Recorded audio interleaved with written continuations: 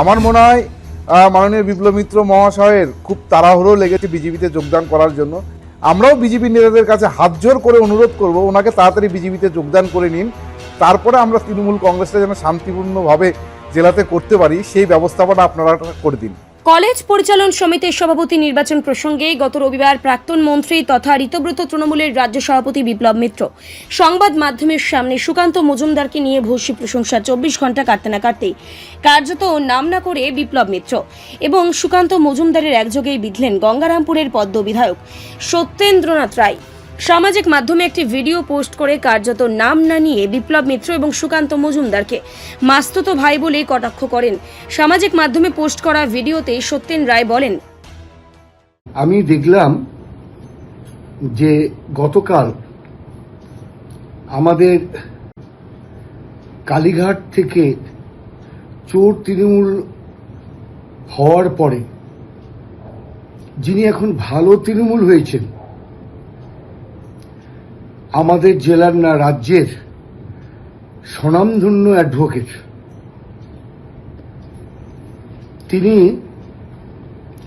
আমাদের এমপি এবং কেন্দ্রীয় প্রতিমন্ত্রী সুকান্ত মজুমদারের সম্পর্কে উচ্ছ্বসিত প্রশংসা করেছেন।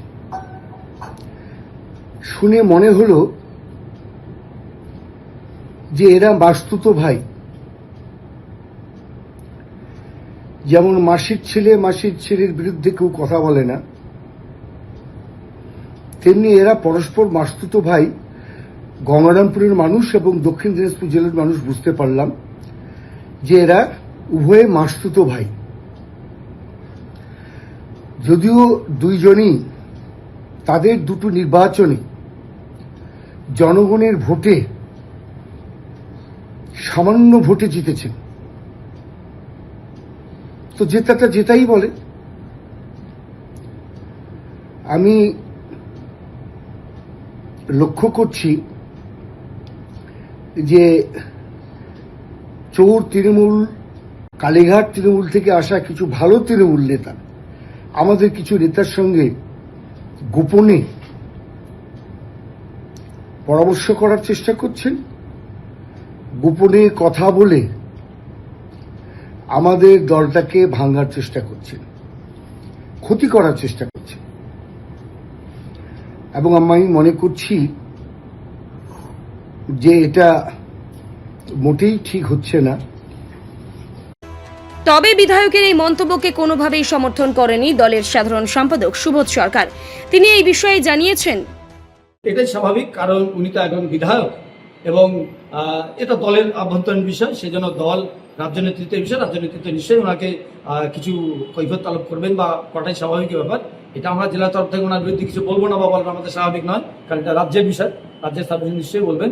তবে আপামর জনসাধারণ আজকে বিরোধী দলে যারা ছিলেন, 4 তারিখের মুহূর্ত পর্যন্ত যারা ছিলেন, তারাও আমাকে বিভিন্নভাবে ফোন করছেন, সকাল থেকে আমাদের কার্যকর্তারা ফোন করছেন যে এটা কেন হচ্ছে, এটা কি হচ্ছে, এটার দ্বারা কি আমরা ক্ষমতায় আসার পরে এই জেলায় দল দ্বিখণ্ডিত হচ্ছে বা লবি তৈরি হচ্ছে?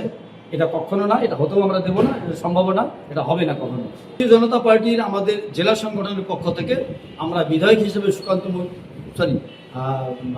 সত্যেন্দ্রনাথ বিধায়ক হিসেবে তার নামই আমরা প্রস্তাব করে পাঠিয়েছিলাম। এটা রাজ্যের ব্যাপার, মন্ত্রী পরিষদের ব্যাপার, তারা সেখান থেকে তাদের নিয়ম অনুসারে তারা করেছে। এটার তথ্য তার আমাদের কাছে নেই, কিন্তু আমরা তার নামে সুপারিশ করেছিলাম, সেটা আমাদের কাছে তথ্য আছে। এই বিষয়ে ঋতব্রত তৃণমূলের রাজ্য সভাপতি বিপ্লব মিত্র বলেন, আমি তো বিজেপির বিরুদ্ধে অথবা বিজেপির নেতা যদি যারা মেম্বার হয়েছেন বা যারা প্রেসিডেন্ট হয়েছেন বিভিন্ন কলেজগুলোতে, সেগুলো সম্পর্কে এমন কিছু বক্তব্য রাখিনি যেগুলোতে হচ্ছে ওনার কোনো কারণে রাগ হতে পারে। আমি যদি গালাগালি করতাম, আমি যদি বিরূপ কোনো মন্তব্য করতাম, তাহলে নয় ওনার একটা বলার ব্যাপারটা আসতো। তো ওনার দলের নেতার সম্পর্কে খারাপ যখন কিছু বলিনি, তখন উনি কেন আমার বিরুদ্ধে কোনো বক্তব্য রাখবেন? আমি তো বুঝতে পারছি কি কারণে বক্তব্য রাখবেন। সেটা তো ওদের ব্যাপার, ওদের দল আলাদা, আমাদের দল আলাদা। সেখানটায় আমার এই ব্যাপারে কি বক্তব্য থাকতে পারে? আমি আমার দল সম্পর্কে বলতে পারি, আমি তো বিজেপি দল সম্পর্কে বলতে পারি না, এবং এটা অনধিকার চর্চা হবে। সুতরাং এটা সত্যেনবাবু যদি ওনার দল সম্পর্কে, দলের নেতাদের সম্পর্কে কিছু বলে থাকেন, তাহলে এটা তার ব্যাপার। আমার যেটা মনে হয়েছে, যেটা ফ্যাক্টস, যে হচ্ছে যারা এখানটায় বিভিন্ন জায়গাতে সভাপতি হয়েছেন বিভিন্ন কলেজের, তার মধ্যে সুকান্তবাবুও হয়েছে গঙ্গারামপুর কলেজ এবং বালুরঘাট কলেজের বলে শুনেছি। তো সেখানটায় তার যোগ্যতা অনুযায়ী তিনি হতেই পারেন, সেই কথাটাই তো আমি বলেছি, তার বাইরে তো কিছু বলিনি। সেই যোগ্যতা তো তোর আছে হওয়ার। আমাকে এখন তাহলে বলতে হবে জোর করে, যেহেতু ওনাদের সঙ্গে আমাদের বিরোধিতা আছে পার্টিগতভাবে, সেজন্য যে লোকটা কে বলতে হবে যে আমাকে মূর্খ লোক। এই প্রসঙ্গে কালীঘাট তৃণমূলের অন্যতম নেতা মৃণাল সরকার জানিয়েছেন, দেখুন, প্রথমেই বলবো যে বিজেপির এটা ইন্টারনাল ম্যাটার। তারা কার বিরুদ্ধে কখন কি বলছে, এমএলএ কার বিরুদ্ধে বলছে, সে বিষয়ে আমার বক্তব্যর কোনো বিষয়ই নেই। এটা নিজেদের ঘরের ম্যাটার, তাদের মধ্যে অন্তর্কলহ। আমাদের যেটা বক্তব্য, যে বিপ্লব মিত্র মাননীয় বিধায়ক, তিনি যে গতকালকে বক্তব্যটা রেখেছেন, উনি কি কারণে সুকান্ত মজুমদারের প্রশংসা করছেন, কিন্তু আজকে সোশ্যাল মিডিয়াতে যখন এই বিষয়গুলো উঠে আসছে, সর্বস্তরের তৃণমূল কংগ্রেস কর্মী বলুন, বিজেপি কর্মীরাই বলুন, সাধারণ কর্মী যারা, তারা ওই নচিকেতার একটা গানই সবাই গাইছে, যে কে যে কখন কার পেছনে বুঝি না কে খাটি, সবাই সবার পেছনে সবার হাতেই কাঠি।